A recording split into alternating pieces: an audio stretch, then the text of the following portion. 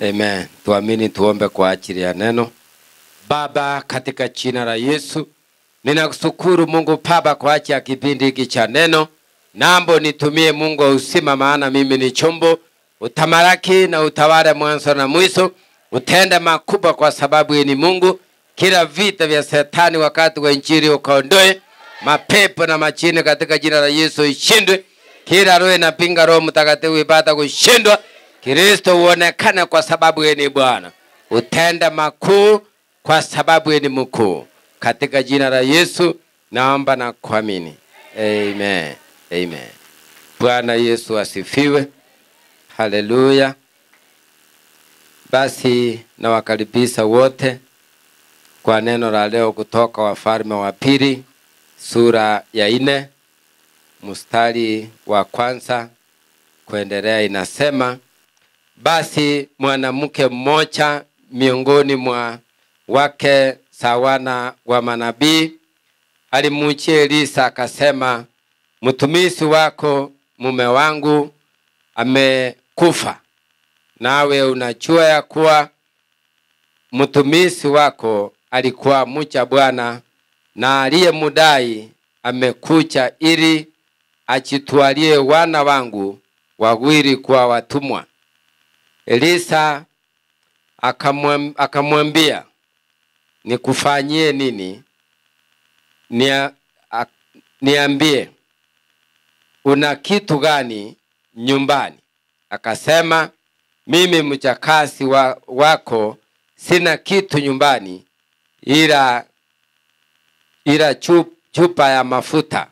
Akasema, nenda ukaasime vyombo uko nje kwa jirani sako wote vyombo vitupu, wala usiasime vichache. Kisa uingie ndani, ukajifungie mlango, wewe na wanao, ukafifiminie mafuta vyombo vile vyote, navyo vilivyochaa ukavitenge. Basi akamwacha akajifungia mlango, yeye na wanawe. Hao wakamletea vile vyombo, na yeye na wanawe, na yeye akavipiminia. Ikawa vilipokwisha kujaa vile vyombo, akamwambia,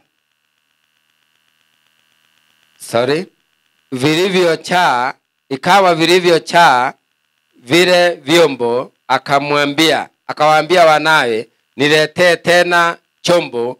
Akamwambia, hakuna tena chombo. Mafuta yakakoma. Ndipo akaja akamwambia yule mtu wa Mungu, naye akasema, nenda ukayause mafuta haya, ulipe deni lako, na nayo yaliyosalia uyatumie wewe na watoto wako. Bwana Mungu alibariki neno lake.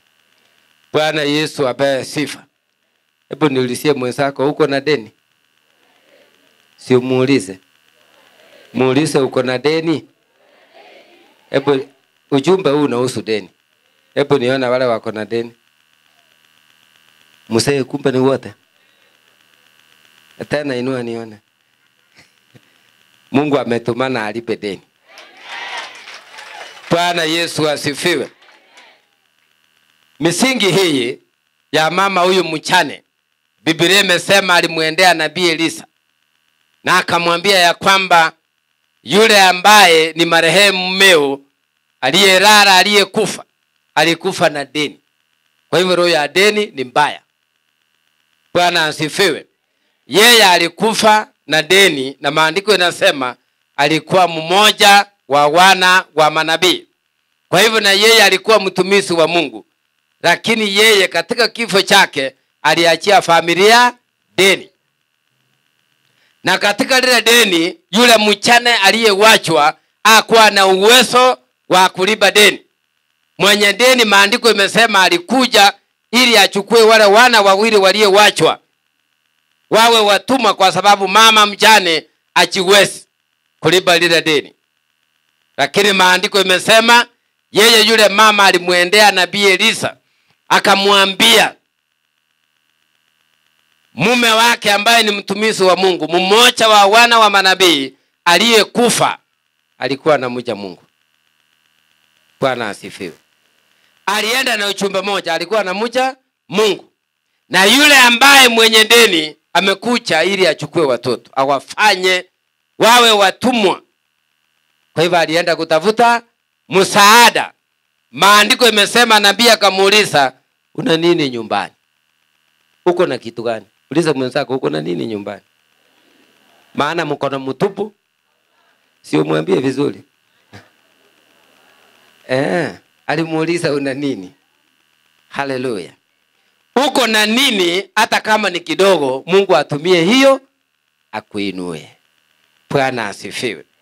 Kwa hivyo yeye akasema ana mafuta, tena ni kidogo. Hakusema ana mafuta, alisema ana mafuta, na akaongezea kusema ndio ana mafuta, lakini ni kidogo.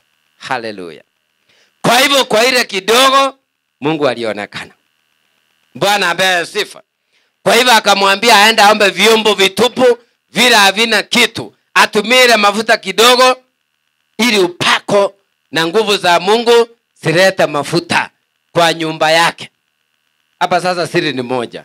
Kwa maana aliambiwa ajifungie nyumbani, yeye na jirani, yeye na ango yake, yeye na peste yake, yeye na sister yake.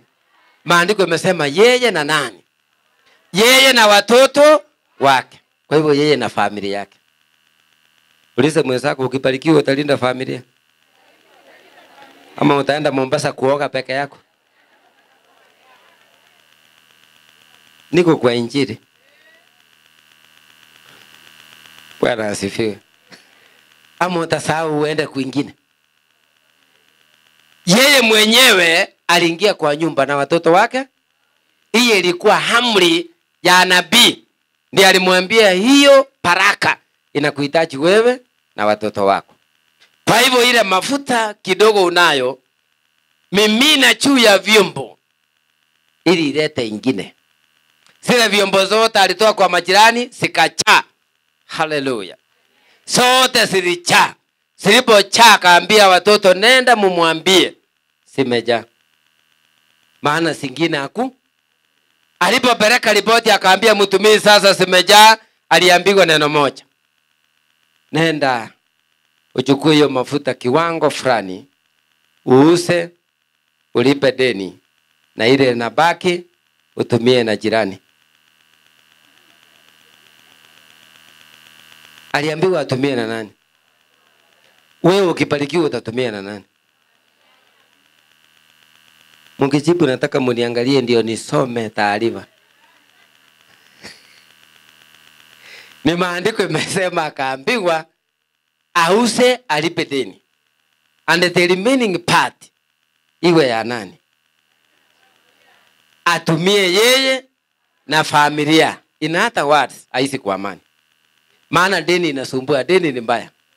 Bwana apewe sifa. Kwa hivyo nimeshangaa kuona watu wengi sana kwa deni. Tena niona tena timu ni kubwa. Mungu ametumana hivyo leo. Bwana apewe sifa. Bwana Yesu ainuliwe.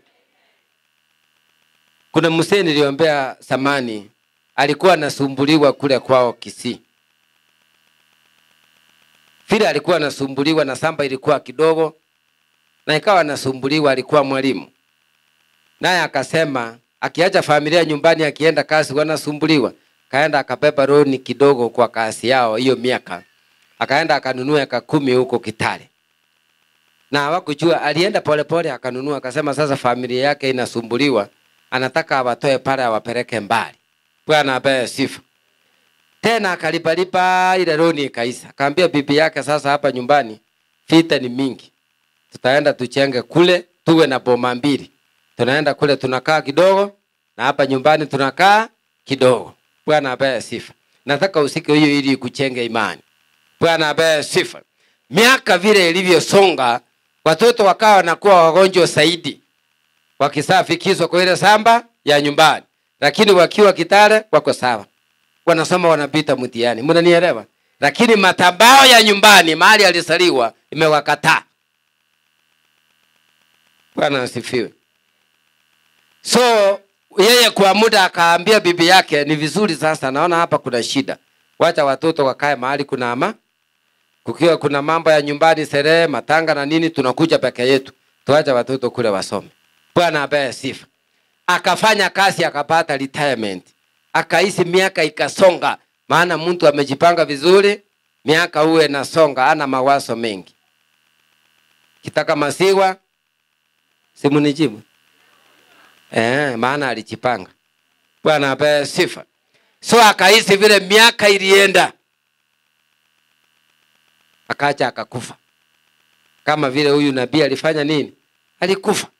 Lakini sasa yeye, unaona hako na 10 acres, ameweka paka ng'ombe za grade, anakaa vizuri. Sasa wakaanza kusema asikwe wapi sasa. Mdosi akikufa unajua ana boma mingi, sasa familia inakaa chini na uliza will. Aliandika akasema akikufa atasikwa wapi? Wakasema yeye alikataa kule kwao, akasema asikwe wapi? Kitale. Walipofika huko siku ya matanga, hawakuamini. Walikuwa wanaangalia hivi yote hii, na kale kadogo ka nyumbani tulikuwa tunangangania, kumbe huyu mtu alijipanga. Kwa hivyo inamaanisha alienda kwa miaka vizuri, na pia aliacha familia kwa mikono safi katika jina la Yesu. Hakuna deni. Hapa kuna deni nimewaambia. Hakuacha familia kwa mikono ya deni. Sasa yale madara deni uwe naleta. Sometimes unaweza chuta paka uone umefika mwisho. Kwa sababu gani? Unaweza pata, ukipata msahara unagawa yote, inaisha. Hata ya nyumba hakuna. Unakopa huku, unakopa left side center. Hauna amani. Sasa hata ukifanya kazi, unajua kazini utafanya vibaya, kwa sababu inaitwa roho ya deni imekutawala, imekulemea, na hata hauna amani. Bwana apewe sifa. Bwana Yesu ainuliwe. Lakini mimi nataka tuangalie misingi iliyofanya huyu deni yake karibwa. Number 1, alikuwa mtumishi wa Mungu. Kwa hivyo aliweka msingi wake vizuri, hata kama kulitokea shida ya nini? Ya deni. Bwana apewe sifa. Unajua wakati mwingine unaweza kuwa mtumishi na ukose hekima na maarifa na busara. Vile maandiko yanasema katika Hosea sura ya 4 kwamba my people perish because of lack of knowledge. Niliambia mwingine, ananiambia kiruka hivi, anasikia roho amemtawala, yeye ni nabii. Nikamuuliza ni sawa kuitwa kumtumikia Mungu, miaka mingapi ulio nayo?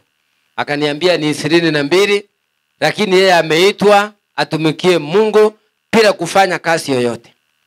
Ameitwa na Mungu. Yesu alifanya kazi ama hakufanya? Bwana apewe sifa.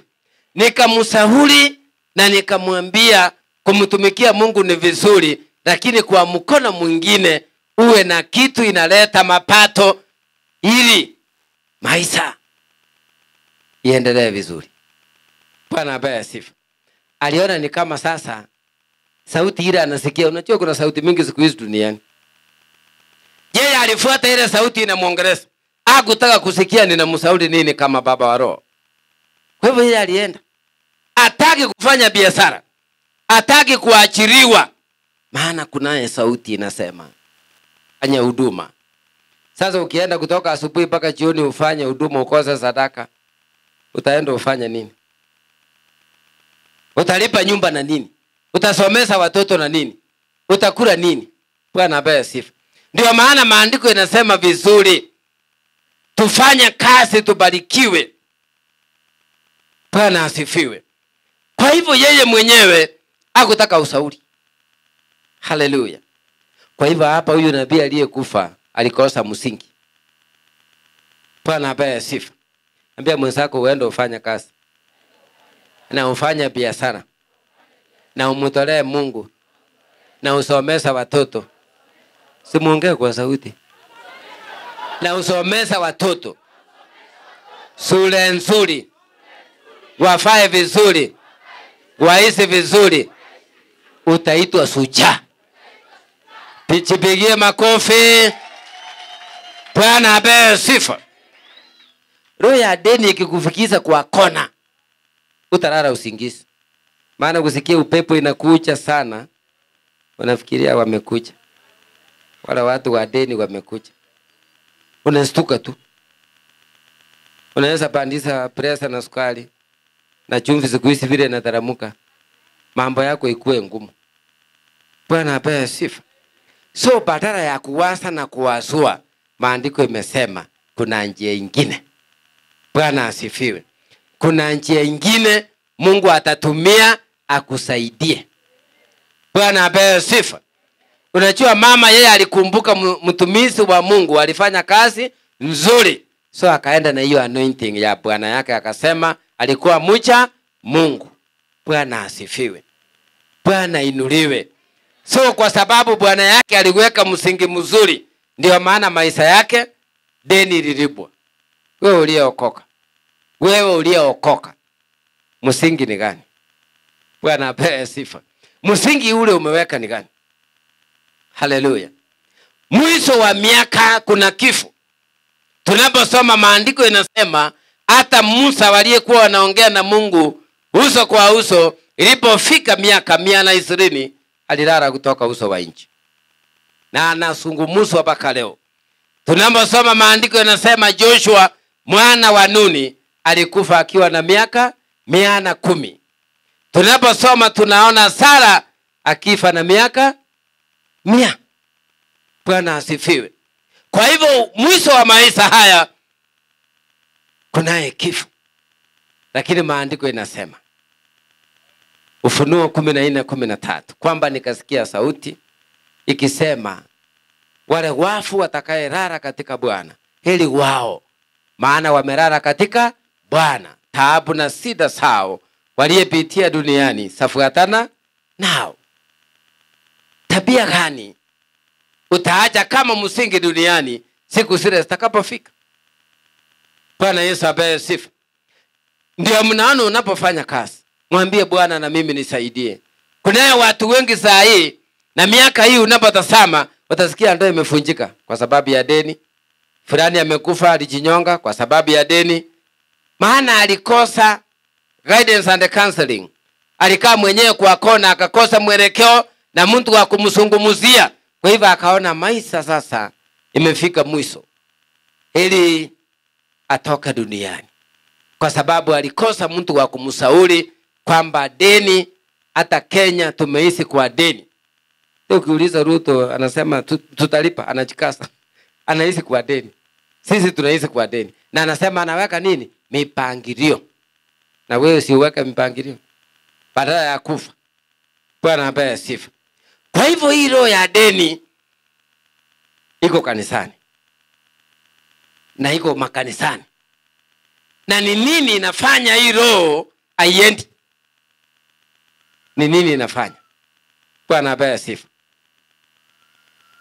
Ukipata muda uende usome nyumbani Maraki sura ya 3 mstari wa 8 kuendelea.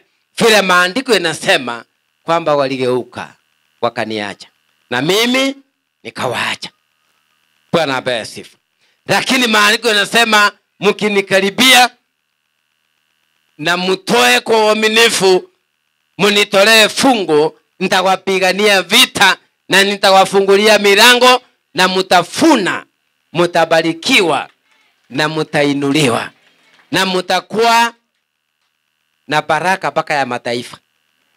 Yaani kumaanisha utainuliwa mjini, utainuliwa Eldoret, utainuliwa Mombasa, utainuliwa ng'ambo. Lakini ukiwa na hii pepo ya deni, hata utapanda ndege hapa uende Amerika, ufanya kazi na urudi kama mtu alikuwa Somalia kwa vita. Yani ni kama hakuna mahali ulienda, kwa sababu kuna pepo imekutawala. Bwana apewe sifa. Kwa hivyo hii ni pepo, na hii pepo kuondolewa lazima utie bidii. Ndio utembee kama Mkristo kweli kweli, ukimwambia Bwana ya kwamba nataka kuwa huru. Usiwe mfungwa na mtumwa kwa ajili ya spirit ya deni. Maana ilitolewa kwa nabii kwa sababu mama alienda kwa imani na matendo mazuri ya mumeo aliyeweka msingi, na yeye mwenyewe akaamini kwamba kwa Mungu mambo inawezekana. Ninajua leo kwa injili hii ninazungumzia wale wa mama ambao pengine aliwachwa na anasema ili akufe na watoto wakufe, hiyo familia iise kwa sababu akona deni kubwa.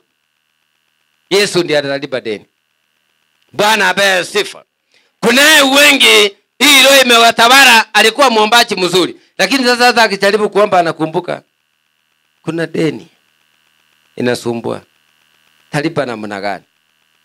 Mswali deni. Kwa mama mboga mpaka kwa mayai umekopa deni. Kwa mwenye nyumba deni miezi 3 ama 4.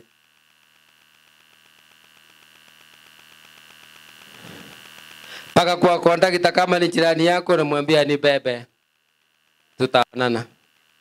Ni bebe, tutaonana. Hii roho ni roho mbaya, roho ya aibu, roho ambayo inaleta umaskini, na lazima tuikemee katika jina la Yesu. Hii si roho ya kupembeleza. Bwana apewe sifa. Maana mwenye ameomba hii roho imeondoka, yeye amefunguliwa. Ako na neema, ako na utajiri na mali. Kama vile huyu mwanaume tunasoma mtumishi Ayubu alimaliza vizuri, hata hiyo boma yake ikaisimiwa hata kama amekufa. Maandiko inasema ya kwamba akagawa mali kwa watoto wake vijana, kwa wasichana, na hakuna watoto walikuwa wazuri kama wake Ayubu, kwa sababu wake itwa wazuri bure. Aliwaweka vizuri kama baba. Haleluya. Kwa hivyo heshima ilionekana kwa ile familia, kwa sababu alijaribu, akang'ang'ana, akamuomba Mungu, akafuata njia za Mungu. Hata kama alipitia machuto na magonjwa na vita, mwisho wa Ayubu alimaliza vizuri. Bwana apewe sifa. Ukisoma hata Abraham alimngojea Mungu, akamngojea Mungu, akawa ana mtoto, na akamuuliza Mungu, nitaendeleaje mbele kama sina uzao? Akaambiwa atoe ng'ombe. Soma maandiko, ambie mwenzako uende usome maandiko. Akaambiwa aende atoe ng'ombe apate baraka. Alitoa ama hakutoa? Yes.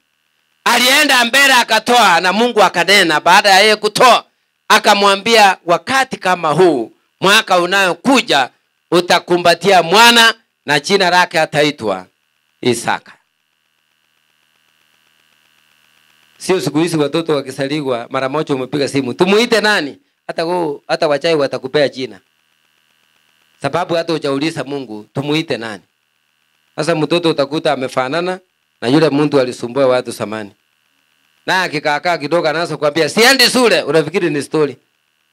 Uendi shule namna gani? Kidogo anakuambia I'm serious, siendi. Kumbe amefanana na yule aliyesumbua zamani, na wewe ukabeba lile jina la mateso ukamuita yeye. Bwana apewe sifa. Kwa hivyo tengeneza familia yako mapema. Mwambie Bwana, nimekuhusisha kwa hii familia yangu ili nimalize vizuri kama wale mashujaa wa imani walivyomaliza vizuri, wakaachia familia utajiri na mali, na wanatajwa mpaka leo in the Bible. Bwana apewe sifa. Kuna familia hata kukiwa na deni huwezi enda kuwatisa. Watakuambia ndio tunachua iko deni, tupe miezi 2 tukae chini kama familia tuone tutauza samba gani baba alituajia. Arabu wanakutajia Eldoret tuko na samba eka 10. Ukienda Masako tuko na 20 acres. Kwa hivyo wacha tukae kama familia, tuamue tutakata kipande gani tuuse tukulipe. Papa na mama walioweka msingi mzuri. Uliza mwenzako uko na nini nyumbani? Ni Mungu anauliza una nini? Ndio Mungu atumie hiyo, naona ni kidogo akuinue. Mahali kuna hiyo utajiri, kuna heshima. Hata mtoto wako akipita mahali hawatamgusa, watasema huyo Unajua baba yake ni songo, mama yake ni songo. Unaonaje? Uliza mwenzako unaonaje? Muulize tena unaonaje? Unajua leo unajiona una kitu. Lakini tukiwa serious, tukataa hilo serious. Wacha hilo kiombo, unakumbuka ile chapo ulipiga asubuhi. Hiyo sio maombi. Unaomba hivi lakini mawazo iko kwa chapo, lakini mwili iko. Hiyo iwezi fika. Omba Mungu ukimaanisha, mwambie Mungu nimekuja niombe without ceasing. Yaani nataka niombe nione mkono wako. Kwa sababu sijui next minute nitakuwa wapi.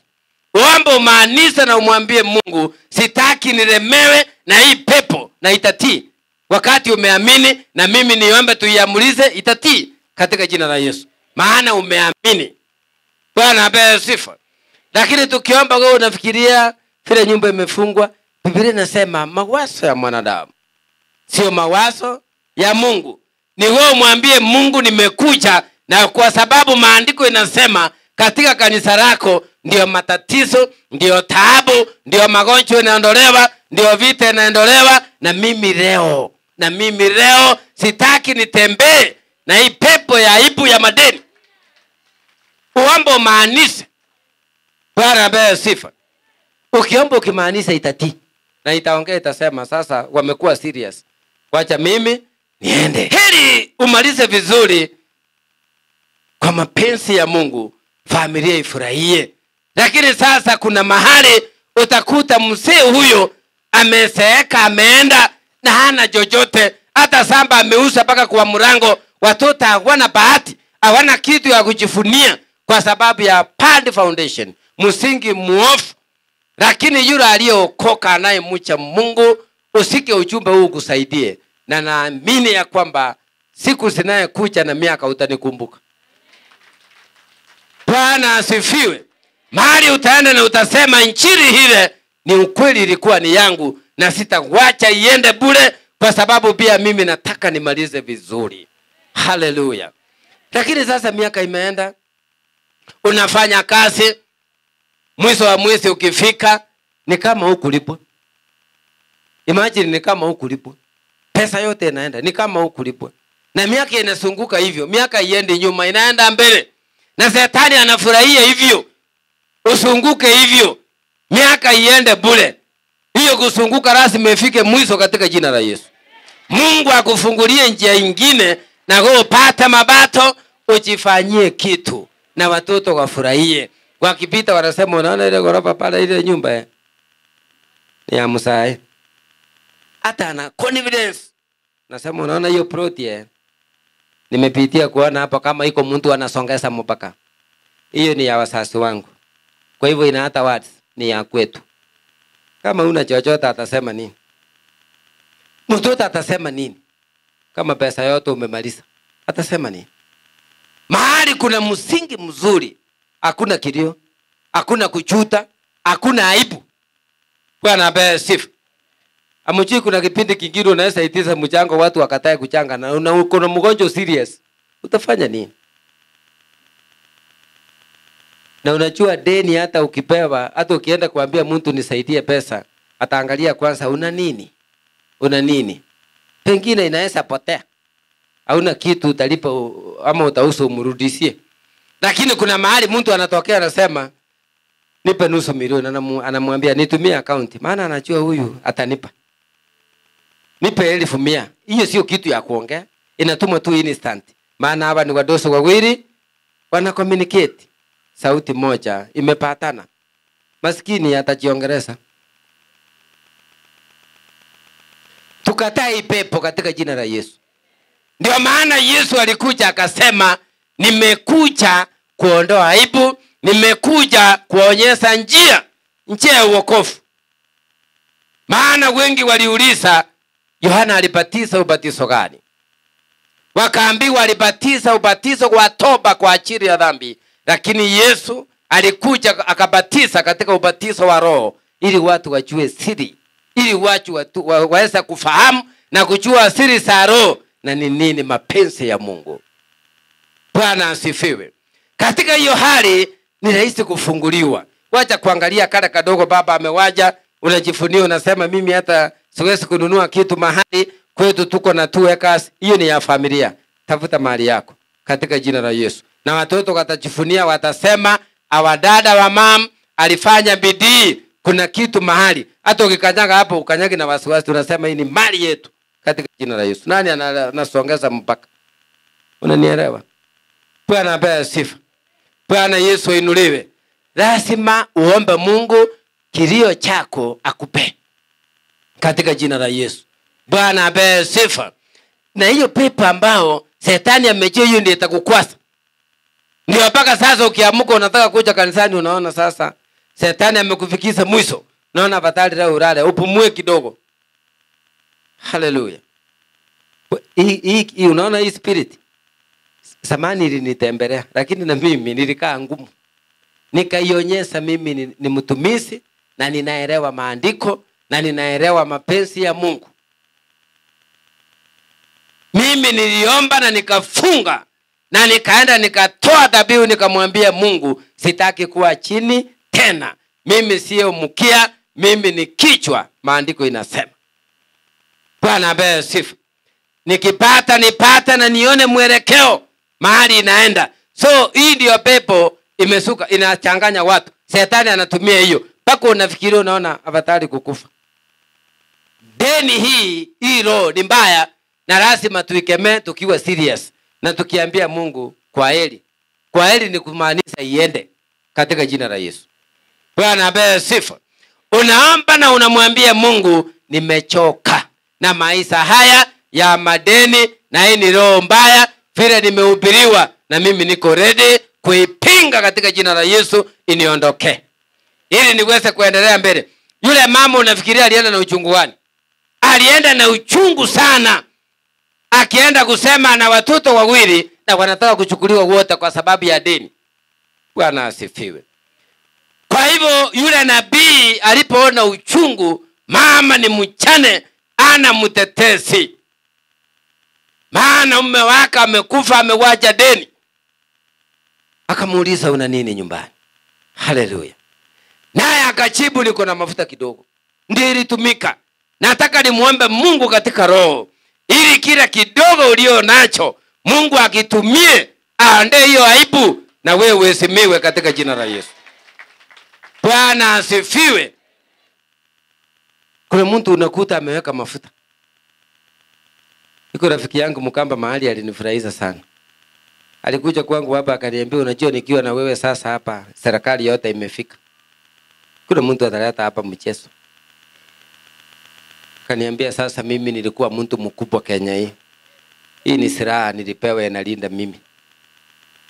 Kwa hivyo niko na samba eka 400. Nataka tuende uwekee mkono nasikia. Akaniambia anasikia watu wanaipa huko mchanga. Kwa hivyo tuende. Eka 400. Tukaenda huko Kenya. Tukatembea tukachoka. Watu wanamjua yeye ni mkali, walipomuona hata mwenye amebeba kuni zake anaajiria chini. Anakimbia. Mguu ni ponye.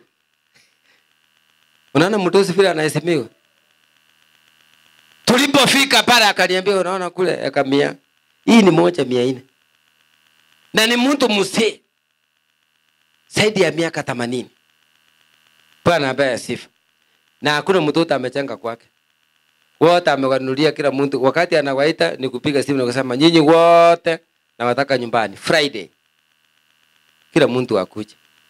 Sasa hebu niambie mzee kama huyo akikufa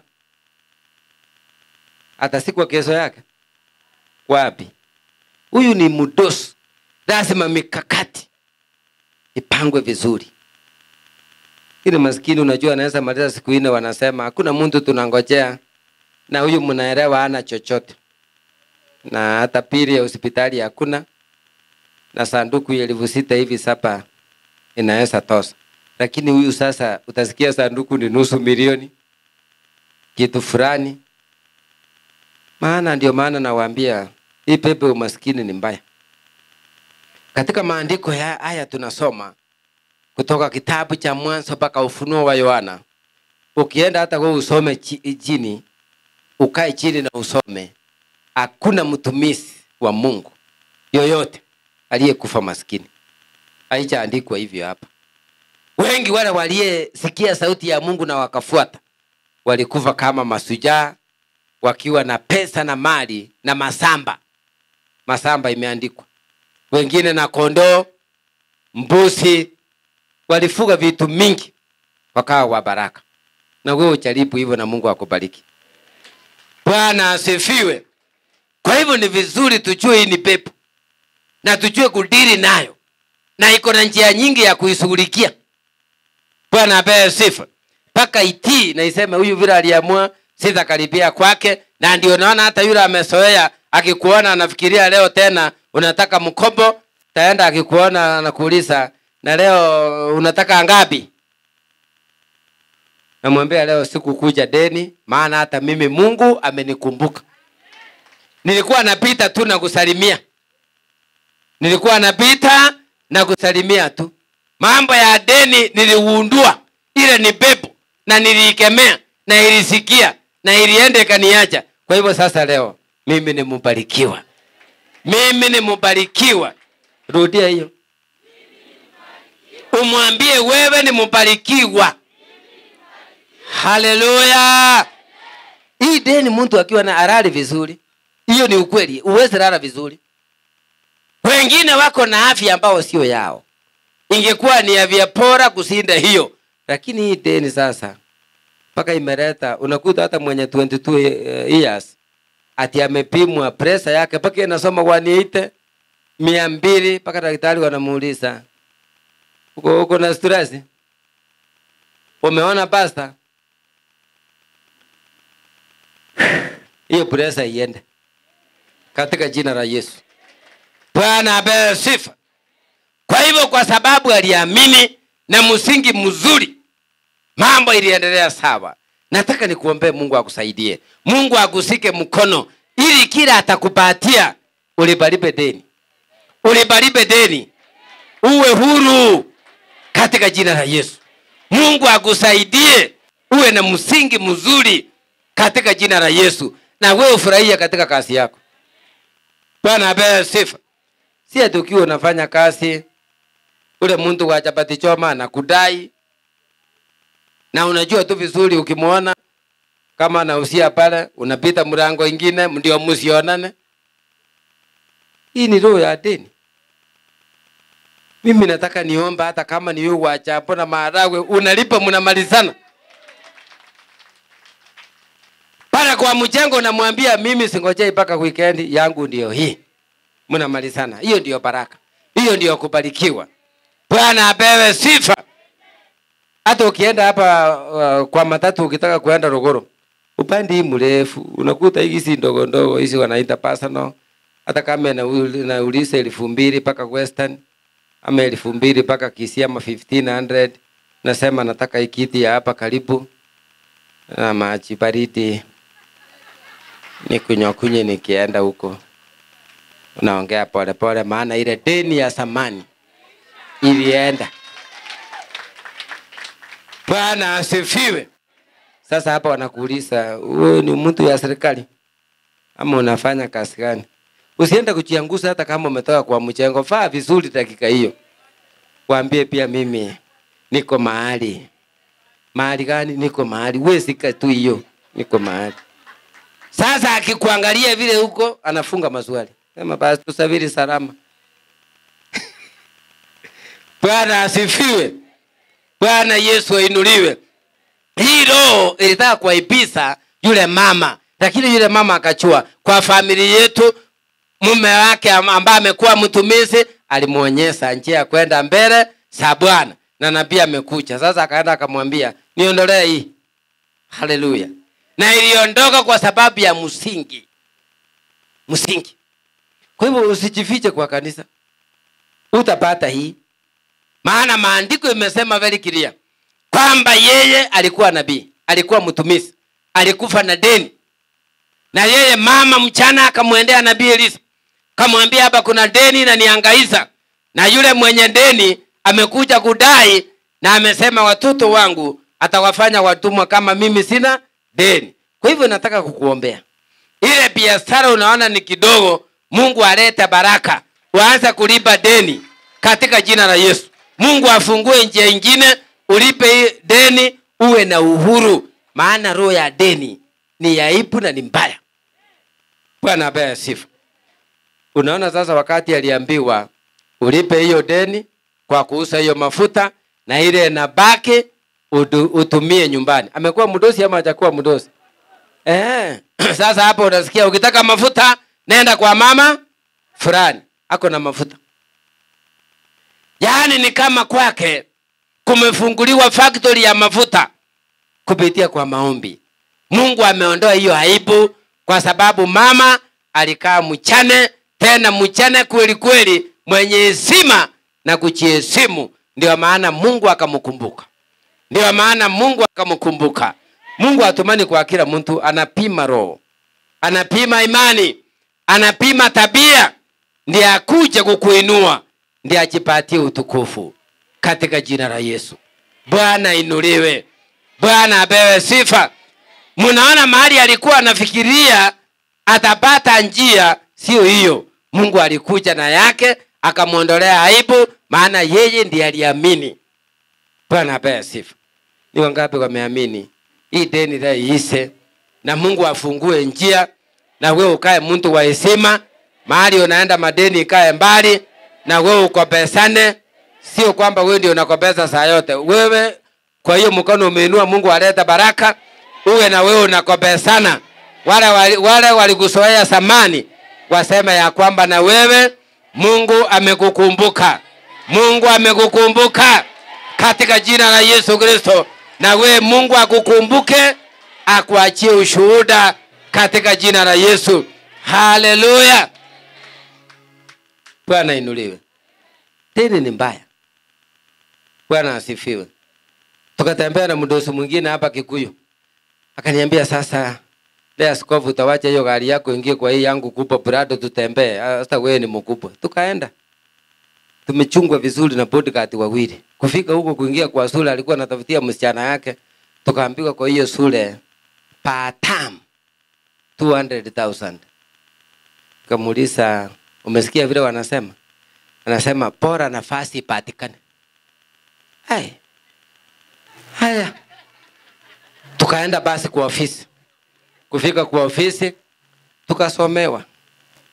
Tukaambiwa sheria ya hapa inasema wanafunzi wanakuwa kwa darasa only 20.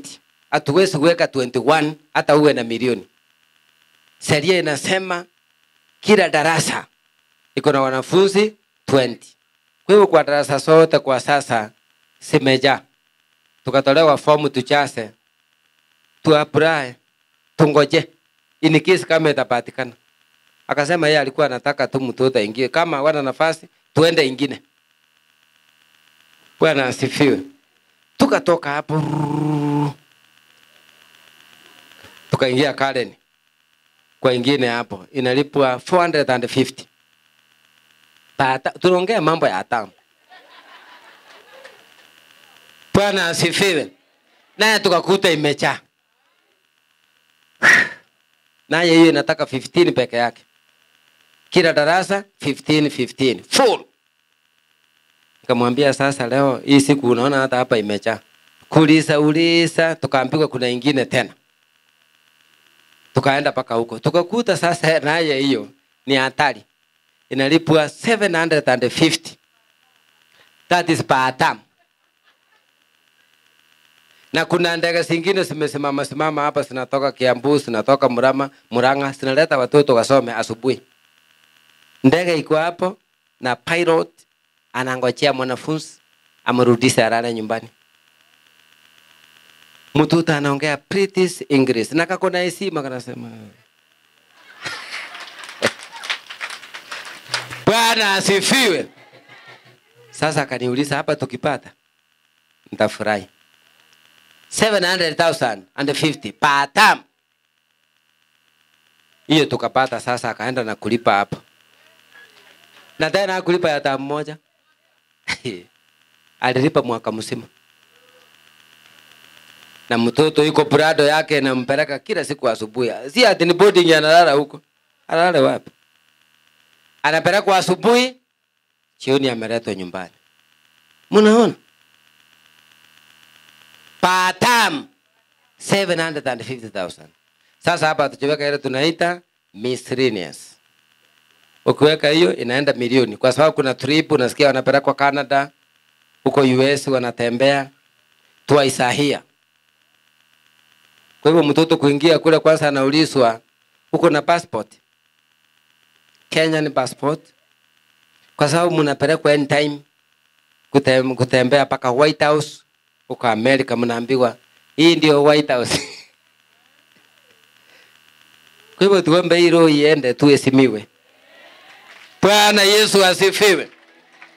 Sasa vile tulitembea tumemaliza tunatoka huko, anaingiza mkono naona kwa koti hapa. Kaniambia sasa nime waste your time. Unaweza enda ukule lunch. Kuangalia nikakuta ni 1150. Na zote ni mpya. Bwana, nilikuwa nagusagusa nione imeanguka. Narudi nakuta kumbe bado iko. Na unaona hatujazunguka the holiday. Unaona kutembea na mkubwa ni mzuri. Utanunuliwa giteri. Giteri hapana na mahindi choma. Paka nikasema niliporudi nyumbani, unaona umaskini ni mbaya. Bwana asifiwe. Sasa mtoto mwenye amelewa kwa hiyo njia, atasibu baba yake namna gani? Atasibu mama yake namna gani? Akiwa pale amepata elimu ya kutosha, amepata maisha mapya vizuri. Bwana apewe sifa. Kwa hivyo na sisi tuko na viwango, na hiyo viwango tukiomba tuamini inaweza funguliwa katika jina la Yesu Kristo. Bwana apewe sifa. Anakuchanga pale kwa maombi kwa masaa ingine tu. Tunaongea tu kidogo, naomba maombi, lakini siku akaniambia sasa nataka tuende leo tuweke msingi mahali. Tutembee. Bwana apewe sifa. Kwa hivyo kitu kizuri, msasi ukibarikiwa, kumbuka familia yako. Maana mwisho wa siku in case ufutwe kazi, utaenda kwa jirani, utaenda kwa marafiki, utarudi nyumbani kwa familia. Utaleta story gani? Chochote unapata wakati Mungu amekupa hii neema, peleka nyumbani. Kaa chini. Sea na familia. Bwana apewe sifa. Ongea na familia. Hiyo ndio njia ya kumaliza umaskini. Ile kidogo umepata, usiwe na kiburi na kuficha kule kando, lakini wacha ichenge familia. Aibu ya deni Mungu amekuja kuiondoa ili na wewe mahali unaenda upate hiyo heshima katika jina la Yesu. Bwana apewe sifa. Bwana inuliwe. Kwa hivyo kama yeye angejua ataenda mbele ya Mungu namna gani, aibu ingempata. Kuna watu huwezi kimbilia saa hii, maana anajua hata kama nitaulizwa hii iko. Baba alitengeneza msingi mzuri, lakini mahali hakuna chochote, hata watoto wanajifungia kwa nyumba wanasema mkiulizwa mseme hatuko around, tulienda mbali. Kumbe wako ni aibu ile, anaona sasa nitasema nini. Sasa tunataka tuombe hii mambo ya kujificha iise katika jina la Yesu. Mungu afungue njia nyingine. Vile alikumbuka yule mama mjane, na wewe akukumbuke. Hakuna kujiua kwa ajili ya deni. Hallelujah. Tunataka supervisor kazini, managers, wote wale wanasimamia nyinyi wakuwe na kazi rahisi. Kwa sababu kuna mwingine ukimwambia niletee hii, kama kwa mjengo ukimwambia leta cement, analeta kijiko. Hakuna stress ya deni. Unamuuliza sikusema kijiko. Hii mtu wa mkono ananisumbua. Kwa sababu stress ya deni iise katika jina la Yesu. Bwana asifiwe. Na kuna magonjwa mengine imekuja kwa sababu ya deni. Kufikiria sasa nitafanya nini? Naomba Mungu akusaidie mpendo uliyeamini, ili tumuhusishe Mungu katika hali hizi zote na tuombe tumaanishe. Cha msingi hapa ni tuombe na tumaanishe. Umaanishe, umwambie Mungu, maisha haya mimi nimechoka na sitaki tena, kama vile ulimkumbuka yule mama mchane ukamlipia deni kupitia kwa yale mafuta akaweza kuuza, akaambiwa alipe deni, na ile inabaki atumie na watoto, atumie na familia, atumie na watoto. Wewe utatumia na nani? Wewe kibaki utatumia na nani? Na marafiki. Marafiki ujue utatumia nao ni sawa, lakini watasima simu. Hebu nione mkono ya wase. Wase raha wakuingia. Si ati na waingilia, yaani na wa advice. Advice yangu si ni mzuri. Inua tena niwaone. Chipigie kwanza makofi wase. Hiyo ni mzuri. Sasa sikia hapa iko ujumbe. Nikiwaombea hii baraka, nisione katika roho. Unajua nikilala kwangu Machakos, mimi roho ananipa neema ya kuona kila mahali.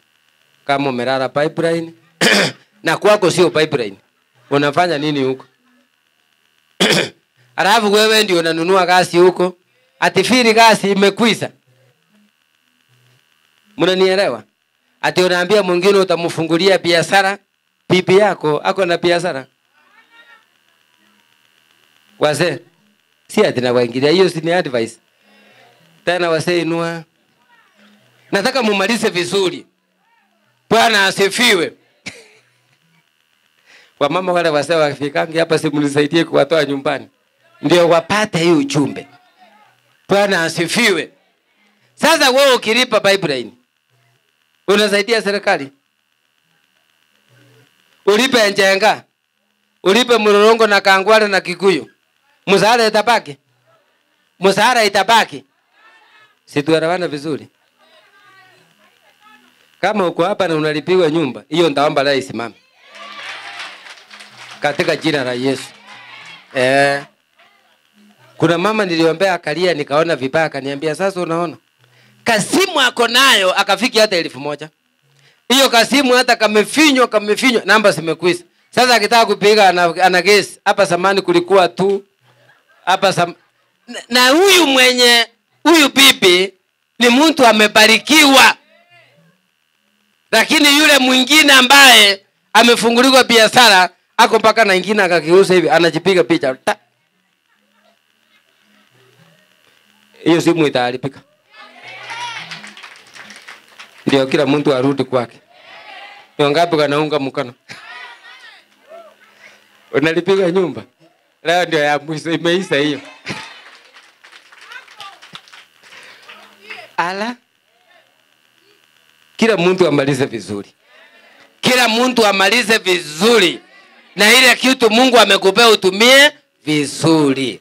Ambia mwenzako, tumeambiwa nyumba ya kulipwa ni moja. Mwambie tena.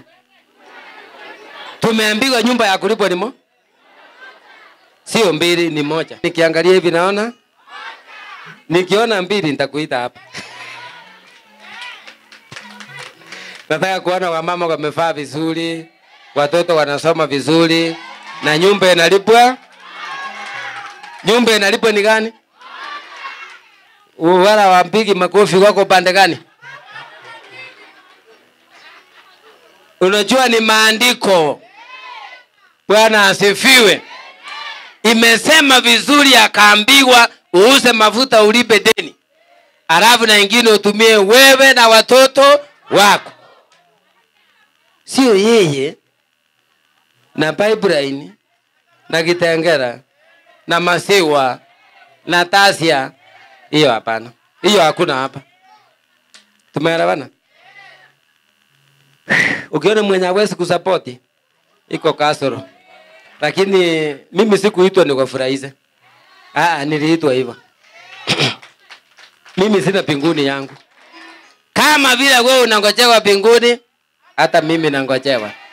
Nitaulizwa, askofu, ulifanya nini kule kwa nabii? Nitatoa maelezo na wewe utoa yako. Kama ulisi pipeline na watu wanajua unaishi kitengera, utaeleza. Hiyo si poa. Ni maandiko. Ambia mwenzako ni maandiko. Mwambie ukibarikiwa hii baraka peleka kwa nyumba yako. Kwa hivyo mama mjane akaambiwa hiyo baraka ni yako, utumie wewe na watoto wako. Muishi vizuri, aibu ya madeni iende. Kwa hivyo nikikuombea hapa, hiyo roho ya madeni iende. Ukisaanza kupata pesa vizuri, tena urudishe hiyo mambo umesikia, tena deni itarudi. Tena roho ya zamani na itarudi ikiwa moja. Maandiko inasema pepo ya zamani ikirudi inaitana na wenzake wanakuwa 7. Timu inakuwa kubwa, inaongezeka, inakulemea. Hivyo huyo mtu mwenye amerudi nyuma, hata wewe usikubali kutembea na yeye. Maana maandiko yanasema anakuwa notorious, anakuwa mbaya kuliko pale mwanzo. Kwa hivyo wakati ambao Mungu amefungua nyota na baraka zako, jitenge na wale wamekataa imani ya Kristo, ili hiyo baraka umepewa iweze kudumu katika jina la Yesu. Bwana Yesu asifiwe. Bwana Yesu ainuliwe. Kwa hivyo maombi ninataka kuomba hapa inaitwa operation. Hiyo maombi inaitwa operation, rudisha wazee nyumbani. Hiyo ni sawa. Operation. Wazee warudi nyumbani. Pesa irudi nyumbani. Simu nzuri irudi nyumbani katika jina la Yesu. Amen. Na yule mama amesoea sukuma sasa akule vizuri. Pesa irudi nyumbani. Ni maandiko. Ni maandiko. Bwana asifiwe. Si ni maandiko?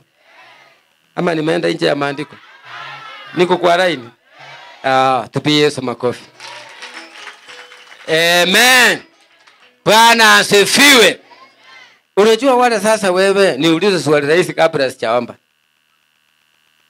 Nyumba imelipwa, biashara imewekwa, ingine ni ya serious ama ingine ni ya nguo na sio ya Kikomba, ni ile ya Isiri.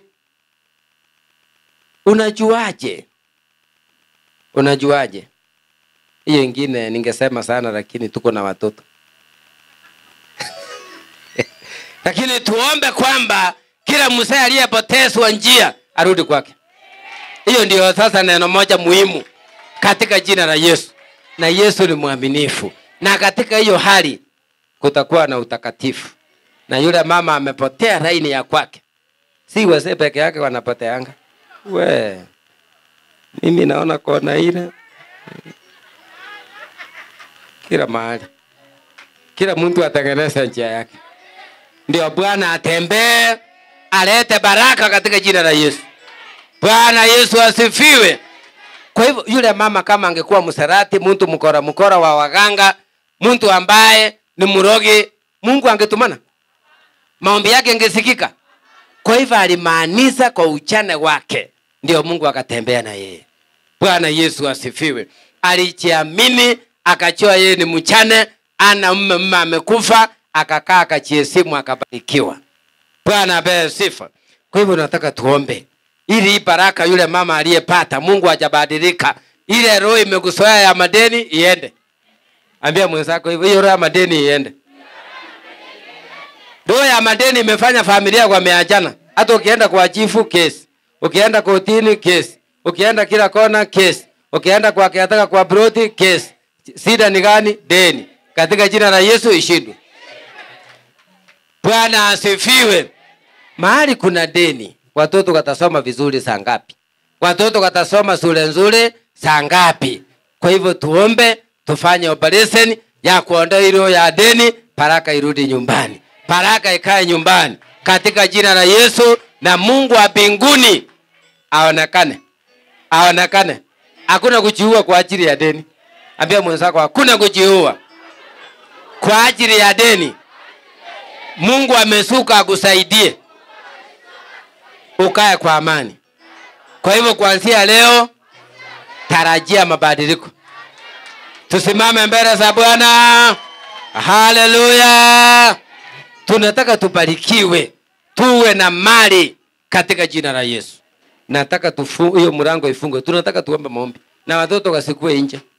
Hata wale youths ambao wamepata hii injili imekuwa ya baraka mapema, wajue kuna roho inasumbuanga wasasi na itangwa roho ya deni, na hiyo hatutaki katika jina la Yesu.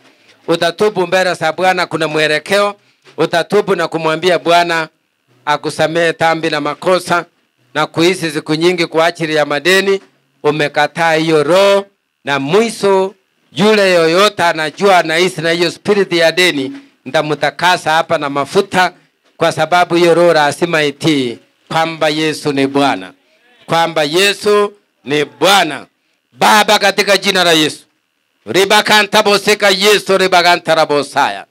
Baba, naomba wapendwa hawa wanapoenda kutubu kwa ajili Baba wapate kibali ili madeni waondoke, uwasamehe dhambi na makosa yao. Wape nafasi Baba ili Jehova Mungu mwenye nguvu wapate kufunguliwa na kuwa huru. Yule mama mchane, maandiko yamesema alihangaishwa, alikuwa ananyang'anya watoto, lakini uliingilia kati ukatenda mambo makubwa, ukafungua njia kwa ile mafuta kidogo aliyekuwa nayo, kapata kumbariki, kapata mafuta nyingi kupitia kwa mtumishi wako aliyemwombea Nabii Elisa. Sasa leo hii Mfalme, umenituma niwabariki, niwaombea watu wako ili uweze kuwafungulia milango yenye neema na baraka. Kristo, naomba utamalaki na utawale, maana roho ya deni ni aibu na ni mbaya na inaleta umasikini. Kristo Yesu, Mungu mwenye nguvu, uingilie kati, umalize hiyo roho kama vile ulimaliza kwa yule mama mchane. Yule mpendwa ameamini, usikubali endelee mbele na hiyo roho ya deni. Leo imalize kabisa, hawe huru, hawe huru Baba yangu, hawe huru kweli kweli. Hiyo roho imalize Baba, kwa sababu wewe ni Mungu. Umejaa rehema, umejaa neema Baba, umejaa mamlaka Baba, mamlaka yote ya kibingu umetamalaki Jehova. Wewe ni Mungu mwenye uwezo, mwenye neema Baba, mwenye mamlaka Baba. Naomba Mungu wa uzima katika jina la Yesu uwatakase wapendwa wote, mwili, roho na mawazo Baba.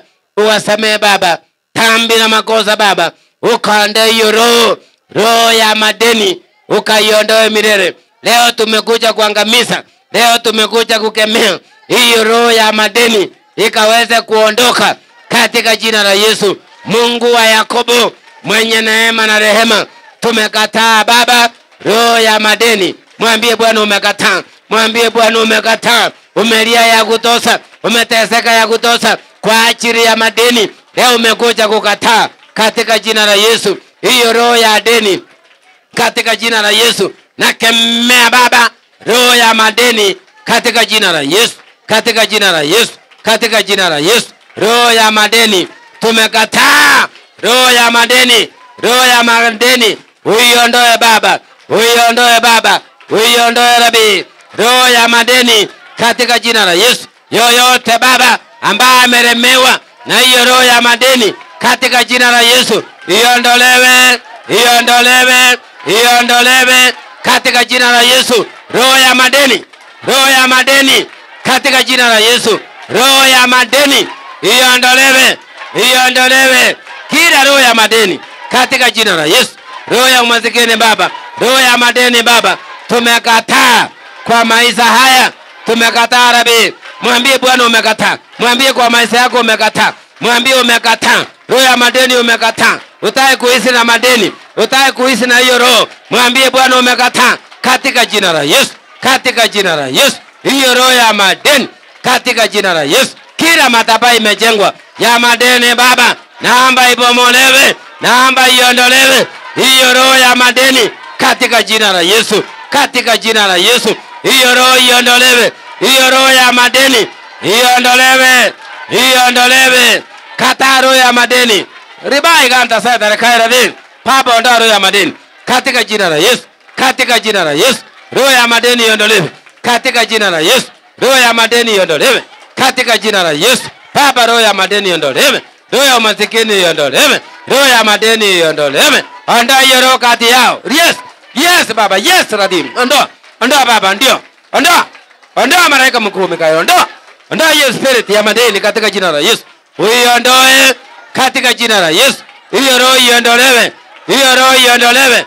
Roho ya madeni, roho ya madeni tumekataa Baba, tumekataa Rabi. Roho ya madeni iondolewe katika jina la Yesu. Roho ya madeni mpaka mara ya 7, roho ya madeni iondolewe katika jina la Yesu. Roho ya madeni iondolewe Baba katika jina la Yesu. Hiyo roho ya aibu, roho ya madeni tumekataa Baba katika jina la Yesu. Tumefunja roho ya madeni katika jina la Yesu. Tumefunja Baba roho ya madeni. Tumekataa Baba, nimeikataa Rabi, iondolewe katika jina la Yesu. Iondolewe katika jina la Yesu. Hiyo roho ya madeni Baba, hiyo roho ya masikini Baba, iondolewe katika jina la Yesu, katika jina la Yesu, katika jina la Yesu. Ulilipa deni Baba, naomba ulipe deni, naomba ulipe deni, naomba ulipe deni katika jina la Yesu.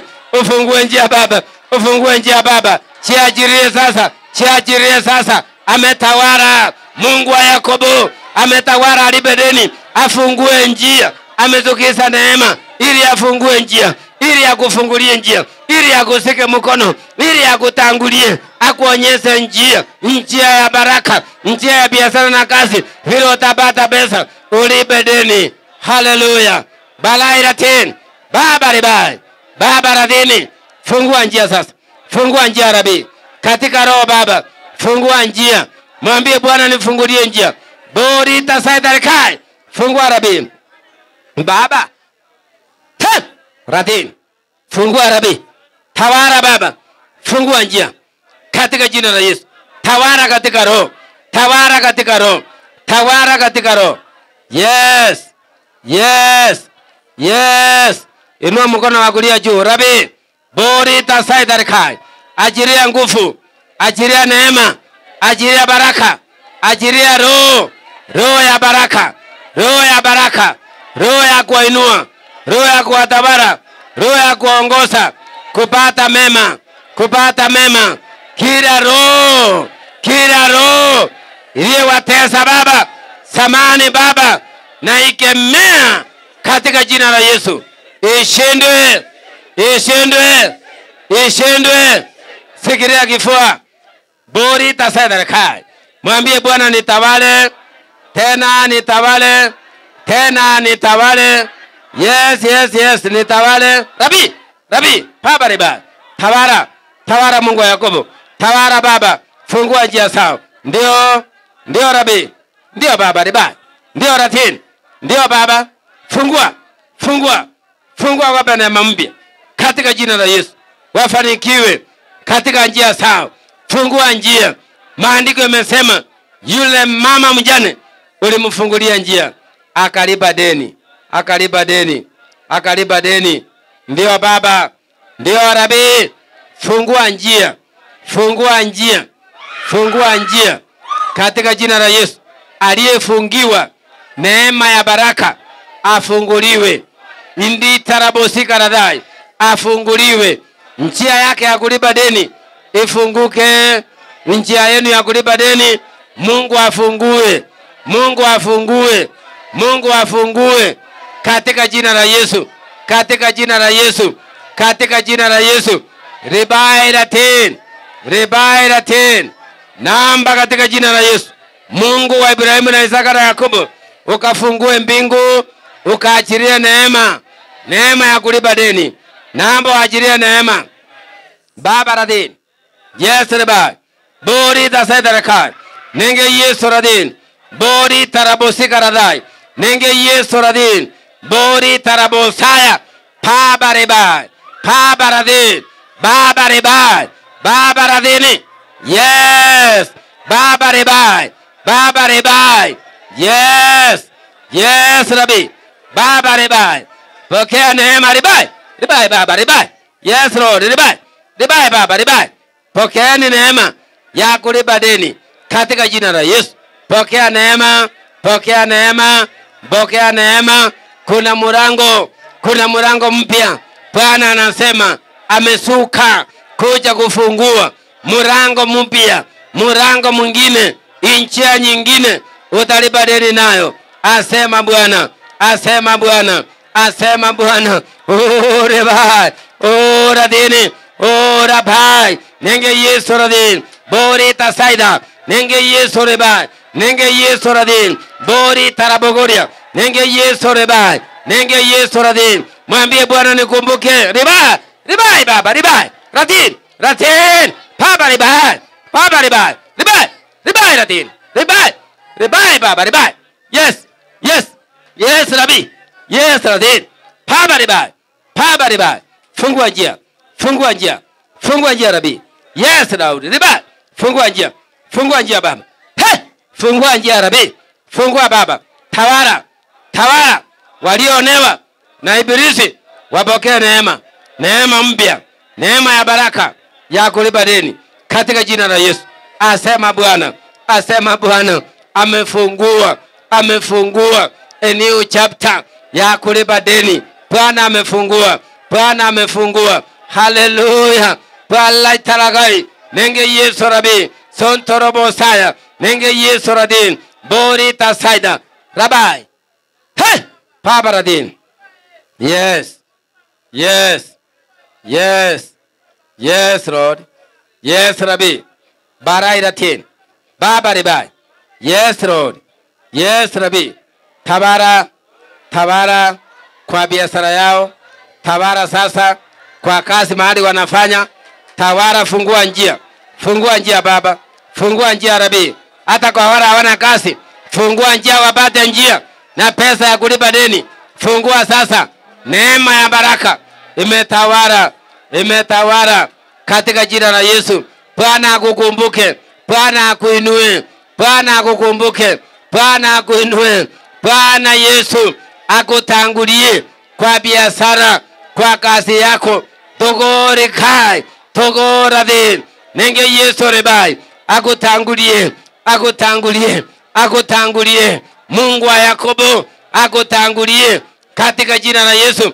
Andaa vizuizi na vita ya Satan. Upokee neema. Asema Bwana. Asema Bwana. Asema Bwana. Asema Bwana. Nitawainua. Nitawainua. Bwana anasema nitawainua. Mutasangaa. Nitawainua. Rabi. Baba Radin. Baba Reba. Baba Radin. Baba Radin. Sukisa kwao roho ya kuwainua katika jina la Yesu. Katika jina la Yesu. Wainuliwe kazini, kwa biashara wainuliwe, na wala hawana kazi wafungulie mlango wa kuinuliwa kwa kazi mpya. Asema Bwana. Asema Bwana. Asema Bwana. Asema Bwana. Yeye sio kigeugeu. Amesuka. Amesuka kufungua milango. Milango ya baraka iliyo nazo mbele yenu. Bwana ameahidi. Bwana ameahidi. Bwana ameahidi. Amebadilisha maisha. Amebadilisha maisha. Ameahidi, amesema amebadilisha maisha. Amefungua mlango. Porita saida. Nenge Yesu rebai. Santarabosika. Yesu rebai. Hallelujah. Hallelujah. Borairatin. Hallelujah Rabbi. Santarabosaya. Nenge Yesu radin. Borita saida. Nenge Yesu radin. Mungu mwenye rehema. Mungu wa Ibrahim. Mungu wa Isaka. Mungu wa Yakobo. Uwatakase Baba. Uwainue Baba. Wapokee hiyo neema. Wapokee neema. Yes. Wapokee hiyo neema. Wapokee hiyo neema. Hiyo roho imewasoea. Roho ya deni. Uiondoe zirudi tena.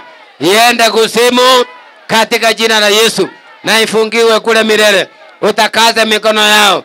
Utakaze njia zao. Chochote watasika. Kiwe cha baraka. Kiwe cha baraka. Kiwe cha baraka. Inua mikono yote juu. Mwambie Bwana Yesu, takaza mikono yangu. Takaza mikono yangu. Takaza mikono yangu. Takaza mikono yangu. Iwe ya baraka. Iwe ya baraka. Iwe ya baraka. Iwe ya baraka. Iwe ya baraka. Katika jina la Yesu. Baba, naomba waajilie nguvu kwa hiyo mikono. Nguvu ya roho. Nguvu ya baraka. Kwa hiyo mikono. Waguse mwenyewe. Katika jina la Yesu. He! Rabi. Baba riba. Yes. Pokea hiyo baraka. Katika jina la Yesu. Pokea. Pokea sasa. Pokea hiyo neema. Pokea neema. Pokea ubako wa kuinuliwa. Asema Bwana. Asema Bwana. Asema Bwana. Pokea sasa. Pokea hiyo neema. Pokea hiyo neema. Pokea hiyo neema. Katika jina la Yesu. Bwana awatakase. Bwana awainue. Bwana awafunike na damu ya Yesu. Na damu ya Yesu. Na damu ya Yesu. Na damu ya Yesu. Na damu ya Yesu. Na damu ya Yesu. Na damu ya Yesu. Na damu ya Yesu. Ribairatin. Damu ya Yesu. damu ya Yesu, na damu ya Yesu. Yes, the blood of Jesus. Ndio Yesu mwana wa Mungu. Wakumbuke, watakasa. Yes, Yesu Kristo mwana wa Mungu, watakase mwenyewe katika jina la Yesu. Wainue tena, watakase tena, waondolee hiyo pepo ya deni, uiondoe mwenyewe, utakase maisha yao, ugumu wa maisha na vita ya Shetani, waondolee. Haleluya, haleluya, haleluya, haleluya. Santarabosika Yesu ribagantarabosaya. Nenge Yesu ribaganta saidare kaira dini. Baba mwenye rehema, Baba mwenye huruma, uinuliwe milele kwa sababu wewe ni mwema. Takasa njia sao katika jina la Yesu. Kama una hiyo roho ya deni, uje sasa hapa mbele, nifanye vile Bwana ameniagiza. Yes. Maana nitatakasa mkono, na ukisa takasa upeane njia. Asema Bwana abadilishe maisha, aondoe hiyo roho, akukumbuke tena, akuchalie neema na baraka. Utaenda pale uendelee na maombi, maana Bwana ameachilia neema na upako mpya. Songeza hii. Ameachilia neema na upako mpya katika jina la Yesu. Katika jina la Yesu, mwanzo mpya, a new beginning. Mwanzo mpya katika jina la Yesu, mwanzo mpya. Hiyo roho iende, hakuna kurudi tena. Katika jina la Yesu, mwanzo mpya na baraka ya kupokea utajiri na mali katika jina la Yesu. Bwana ameachilia utajiri na mali. Hiyo roho ya deni imeenda, hakuna kurudi. Yes, kuna kufunguliwa leo. Hiyo inaitwa neema katika jina la Yesu. Neema ya kuinuliwa, hakuna kuwa chini. Asema Bwana, hakuna kuwa chini. Bwana amesema hakuna kuwa chini tena, hakuna kuwa chini. Bwana ameachilia neema mpya katika jina la Yesu. Pokeeni roho mpya na neema mpya. Asema Bwana Yesu, ni neema mpya. Mwaje abarikiwe. Pepo ya uchawi katika jina la Yesu, mwaje abarikiwe. Mwaje abarikiwe. Ndio, mwaje abarikiwe katika jina la Yesu. Kila roho ya mateso na roho ya deni iende na isirudi tena katika jina la Yesu. Katika jina la Yesu Kristo. Amen. Katika jina la Yesu iende na isirudi tena katika jina la Yesu. Pokea neema mpya ya kuinuliwa.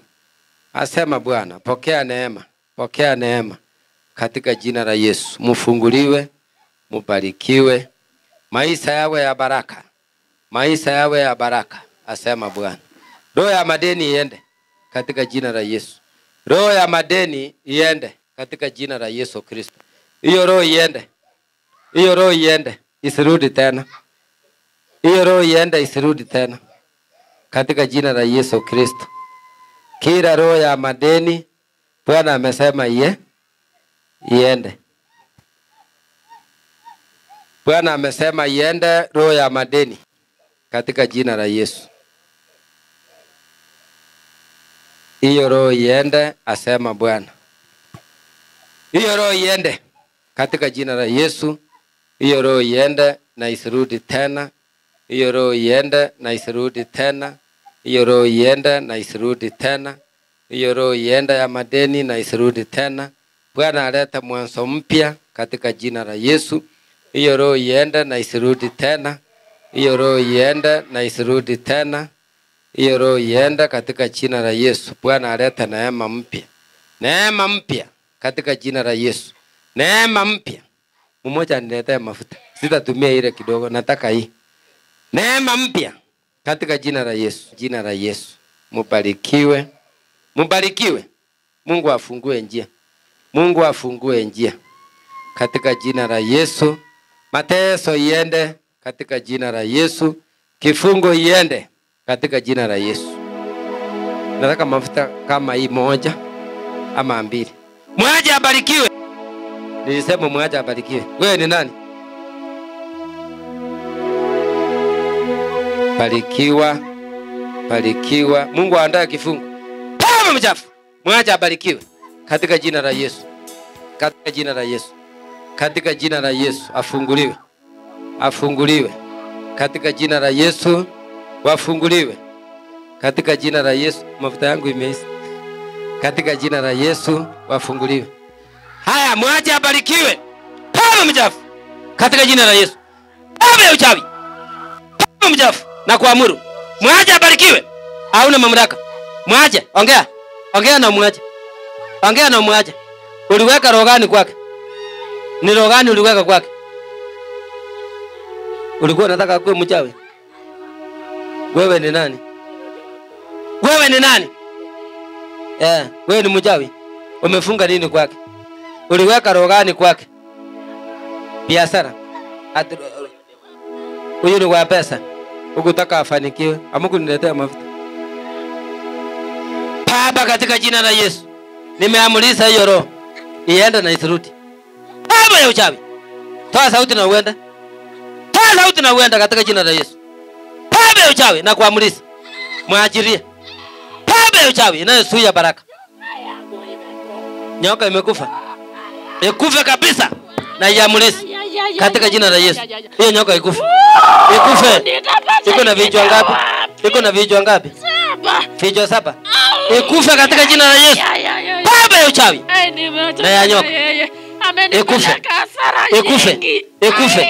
Ikufe kabisa katika jina la Yesu. Ikufe. Ikufe. Ikufe na wewe uokoke. Hapana. Wewe utaki kuokoka? Sitaki. Utaroga mpaka mwisho? Utaroga tu, lakini huyu nimemwacha. Mnaroga mkiwa wangapi nyinyi? Tuko 9. Mko 9? Amutai kuokoka? Kana uchawi yenu, achana na huyu. Huyu nimemwacha. Baba uchawi. Nimemwacha. Katika jina la Yesu. Hamuna mamlaka. Ingia kuzimu. Ingia kuzimu haraka. Ingia kuzimu. Ingia kuzimu. Mwambie Shetani afungue mlango. Mwambie fungua. Mwambie fungua. Atafungua. Mwambie fungua. Nimeamrisha katika jina la Yesu. Mlango wa kuzimu ufunguliwe. Ingia huko. Ingia huko haraka. Katika jina la Yesu. Hauna mamlaka. Mwacha afanikiwe. Nyota ya biashara na baraka imefunguliwa. Mkufe wote. Kazi yenu imeisha. Kazi yenu imeisha. Moto ndio hiyo, teseka sasa. Nimekuacha uteseke. Nimekuacha uteseke. Nimekuacha uteseke. Katika jina la Yesu. Teseka sasa. Katika jina la Yesu. Teseka katika jina la Yesu. Teseka. Teseka. Teseka. Teseka. Teseka katika jina la Yesu. Nani atabaki na mtoto wangu? Mimi nakufa leo. Kufa katika jina la Yesu. Ndio hiyo nimekuongezea neema. Mubarikiwe. Mubarikiwe. Mungu afungue mema. Mungu aondoe giza, alete baraka. Mungu aachilie neema, aondoe magonjwa na vifungo ya Shetani katika jina la Yesu. Baraka mpya katika jina la Yesu Kristo. Kila njia iliyofungwa na nguvu za giza, Mungu afungue katika jina la Yesu. Aachilie neema na nguvu ya Kristo tawale. Mateso na magonjwa ifike mwisho kuanzia leo. Ifike mwisho kuanzia leo. Kila vifungo ya Shetani ifike mwisho. Ifike mwisho. Ifike mwisho. Bwana afungue njia. Bwana afungue njia. Hiyo roho ya madeni iende na isirudi tena. Hiyo roho yoyote ya madeni iende na isirudi tena. Iende na isirudi tena katika jina la Yesu. Hiyo roho iende na isirudi tena, asema Bwana. Iende na isirudi tena katika jina la Yesu Kristo. Hiyo roho iende na isirudi tena katika jina la Yesu. Naomba neema na baraka. Mungu afungue mema, aondoe roho ya madeni, iende na isirudi. Hiyo roho iende na isirudi. Mungu afungue neema na baraka katika jina la Yesu. Katika jina la Yesu. Mungu aondoe vita na magonjwa kwa watoto na kila roho iliyozuilia neema iende. Mungu Baba wafungulie neema na baraka maishani. Utukuzwe katika jina la Yesu. Nimemtakasa dada huyu mwili, roho na mawazo. Kuja. Geuza hii mikono iangalie juu hapa. Nimetakasa hii mikono, maana walikataa asibarikiwe. Nimeitakasa kuanzia leo. Huyo ni mbarikiwa. Nimeamuru sasa katika jina la Yesu. Simama. Katika jina la Yesu nimeamuru, simama. Amen. Tupie Yesu makofi. Kaya mikono hii. Baba, katika jina la Yesu Kristo, na kuomba kwa sababu yeye ni Mungu, umkumbuke ndugu huyu. Roho ya kutaka kujitoa uhai na kujinyonga umuondolee. Shinda katika jina la Yesu. Shinda hiyo roho katika jina la Yesu. Shinda hiyo roho katika jina la Yesu. Roho ya kutaka kuchua kwa ajili ya madeni ba. Shinda katika jina la Yesu. Mungu, hiyo roho nimeiamuliza kutoka kwake na kuifunga kuzimu. Kuanzia leo atakasike. Atakasike. Atakasike. Atakasike katika jina la Yesu. Aanze mwanzo mpya katika jina la Yesu. Naomba na kuamini. Amen. Kipake hiyo mafuta kabisa. Hapo wake uwatakase, uwaondolee mateso, uwaondolee kilio, uwakumbuke kwa sababu ili Mungu. Padirisha maisha yao. Takasa dhabihu zao wanapoenda kutoa kwenye madhabahu. Baba, naomba katika jina la Yesu, uondoe mabaya, uwafungulie mema. Na mahali wanaenda Kristo, wakutanisha na neema na baraka zako. Katika jina la Yesu naomba na kuamini. Amen. Ubarikiwe sana na Mungu awalinde. Amen. Tupie Yesu makofi. Amen. Kule ndugu nimeambia kwa saati ya kuja. Tulisudi tunaipisa hiyo roho isikuje kurudi tena. Kuja. Sema leo. Leo nimekuja kuipisa Shetani. nimekuja kuibisha Shetani. Sitajiua tena. Sitajaribu. Kwa maana Yesu amenikumbuka. Na atalipa deni. Na atanilipia deni. Katika jina la Yesu. Haya, sema majina yako na useme. Munaona vile yako? Hii ni kutaka kujiondoa mapema. Sema unaitwa nani? Kwa majina naitwa Gideon Musisi. Nimekuwa na madeni kwa kusema ukweli. Nimenisumbua mpaka hata nilikuwa nataka kujiua, nikaangalia vizuri nikaona alama ya kama hapa. Nilikuwa nataka kujiua. Lakini mahali imefikia nimeapa ya kwamba sitajiua.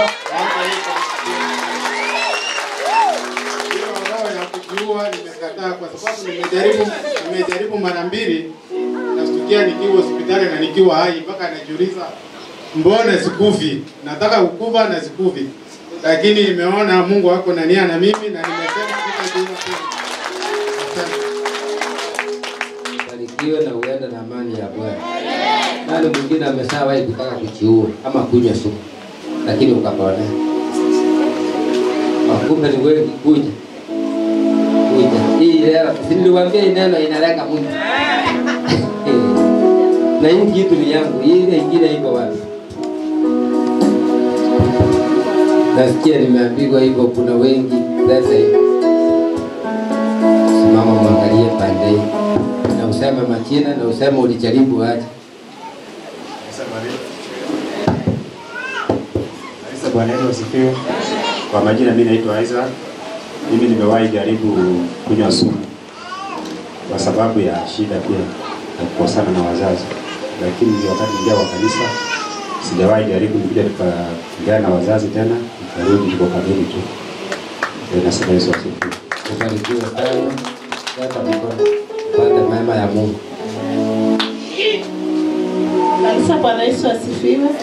Asifiwe tena. Kwa majina naitwa Naumu, na mimi nilijaribu kujitoa uhai kwa kukunywa sumu, lakini akapona. Sasa utaishi.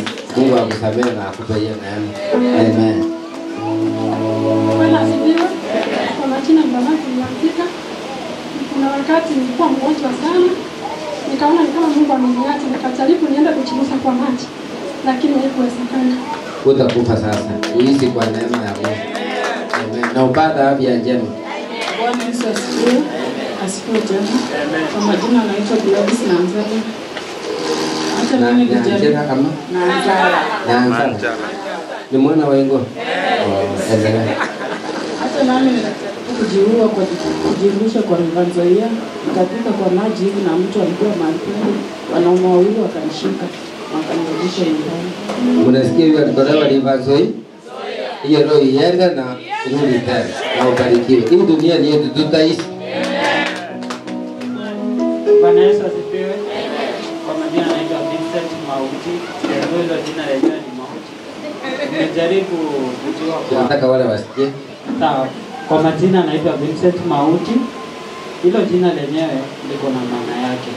Kwa kuwa mimi mwenyewe nimejaribu kujitoa uhai mara ya pili. Mara ya kwanza ilikuwa nilichukua stima, ilikuwa ni socket na extension.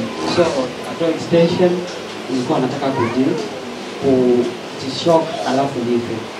Sasa baada ya kufanya hiyo yote kujaribu, Mungu ni wajabu. Hiyo socket yenyewe ilikuwa off. So nikasikia moyoni mwangu kitu kiniambia, mbona ujiue? Kwa nini? Nikapuuza hiyo. Mara ya pili nikachukua kisu. Nilikuwa nataka kujidunga kwa sababu ya madeni, alafu na najikuta nikipata pesa naingia katika mambo ya gambling. Sasa hiyo yenyewe ndio Rudia hiyo. Inaitwa nini gambling?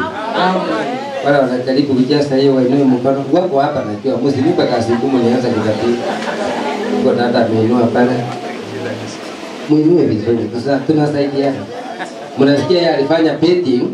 Kuna wengi wamejiua kwa sababu ya hiyo. Anasema alifanya betting pesa ikai. Akaona mwisho wa dunia akajaribu kujinyonga, lakini Mungu akamsaidia. Endelea sasa. So baada ya kufanya hayo yote, ninaona mkono wa Mungu na jaribu kumkimbilia Yesu.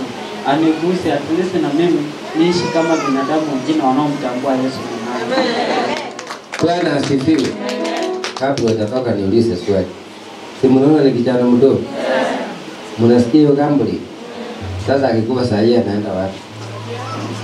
Mungu akusaidie na ndio hiyo roho kabisa uishi maisha ya Kristo. Asifiwe Bwana Yesu. Kwa majina naitwa Matamuti. Nikisoma kule Thika tulikuwa tunafanya na dada yangu sana nasikia. Sasa siku moja nikatoka nikaamua acha niende, nikapotelea kwenye hata sijui kwenye naenda. Lakini nilikuwa tu on the way. Mungu hata sijui. Hiyo kitu ikaishanga kwa kichwa. Nashukuru Mungu. Iende na isirudi tena na ubarikiwe. Leta mkono uishi maisha ya Kristo. Ndio ndugu. Praise the Lord. Amen. Praise the Lord again. Amen. Kwa majina naitwa Kaunda Kelvin. It was the year 2006. Wakati babangu na mamangu walikosana 2004 December. So wakati nilienda kwa aunti yangu nikaona maisha imekaa ngumu. You know ukienda huko unasumbuliwa. So nikaamua siku moja wacha ninunue kamba nichinyonge. Wakati nilinunua kamba nimeweka nyuma ya nyumba. Kuna mtangazaji mmoja napenda sana. Huko kwetu anaitwa Mekenye Obara. So nikasikia akiwa Radio Sayare ameweka wimbo iko nasema kwa Kikisi Nigere buyanja ndekekerege kolenda matuka mange ngicheka bana mogoko. Wakati nisikia hiyo wimbo nilipata mtu mwenye alikuwa ameweka hiyo wimbo hadi mahali alifika kwa barabara nikarudi na niliacha kujinyonga hivyo. Tupige Yesu makofi. Ishi kwa maisha ya Kristo. Sasa leo mmesoma nini? Hiyo ni spirit na iko kwa watu wengi. Na ndio maana kanisa ilikuja pia tuombe tusaidie serikali, sio? Tusaidie serikali kasi mambo ikuwe rahisi. Ukiwa na stress ama kitu inakusumbua unione. Mbie mwenzako sini amesema umuone. Ndio tufanye kazi ulingipone pa. Sasa ukikufa mapema unajua vile watu wamekuja chakula nzuri ndio siku hizi inapigwa. Design nguo nzuri ndio zimekuja. Hata utafika Dubai uone Dubai vile watu wanajienjoy ndio unaenda Bwana awabariki. Tupige Yesu makofi.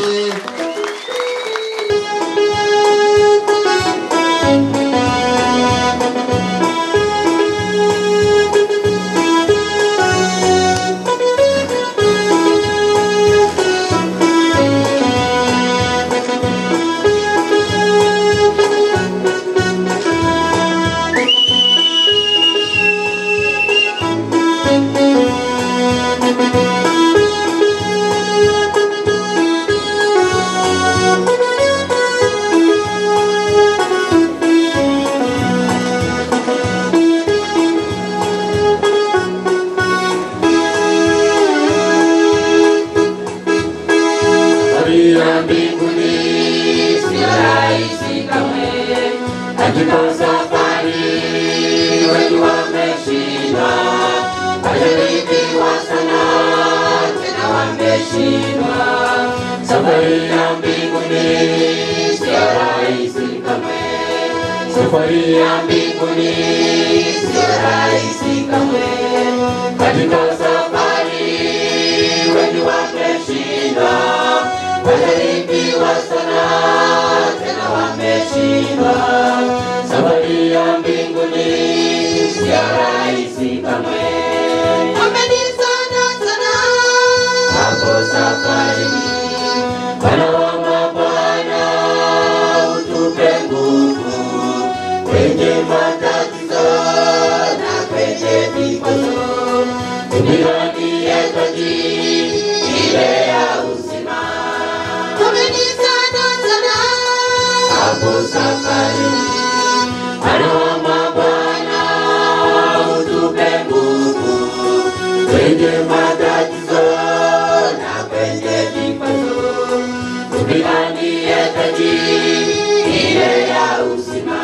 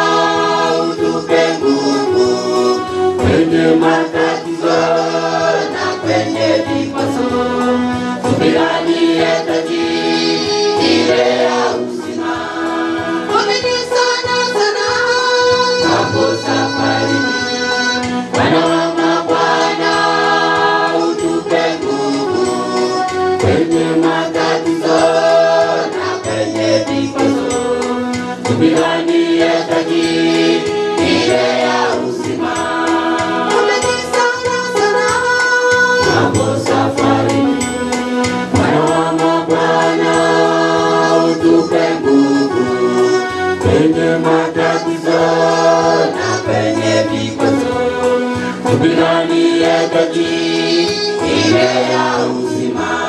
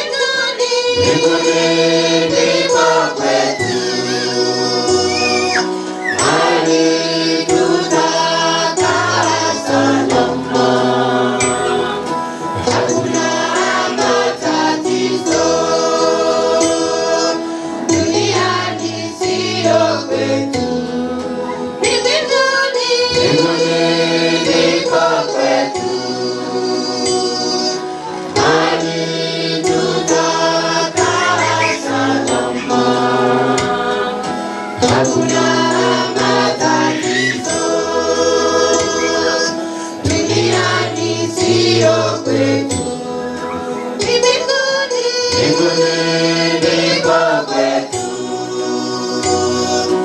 mahali tutakaa salama,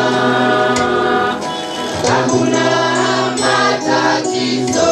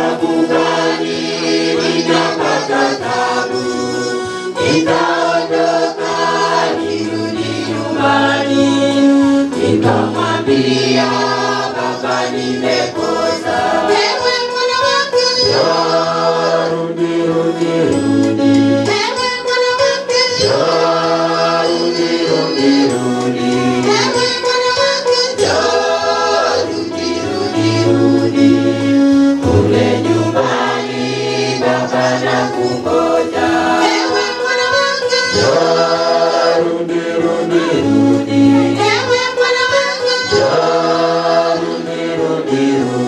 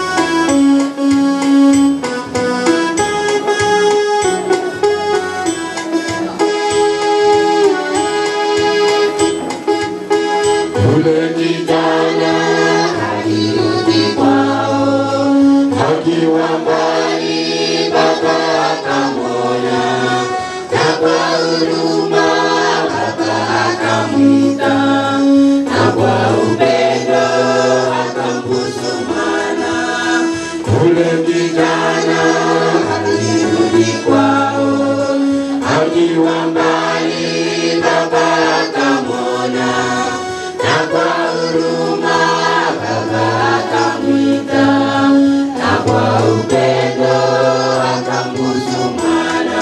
Ewe mwana wangu, rudi rudi rudi. Ewe mwana wangu, rudi rudi rudi. Ewe mwana wangu, rudi rudi rudi. Kule nyumbani baba anakungoja. Ewe mwana wangu, rudi rudi rudi. Ewe mwana wangu, rudi rudi rudi. Ewe mwana wangu, rudi rudi rudi. Kule nyumbani baba anakungoja. Ewe mwana wangu, rudi rudi rudi. Ewe mwana wangu, rudi rudi rudi. Ewe mwana wangu, rudi rudi rudi. Kule nyumbani baba anakungoja.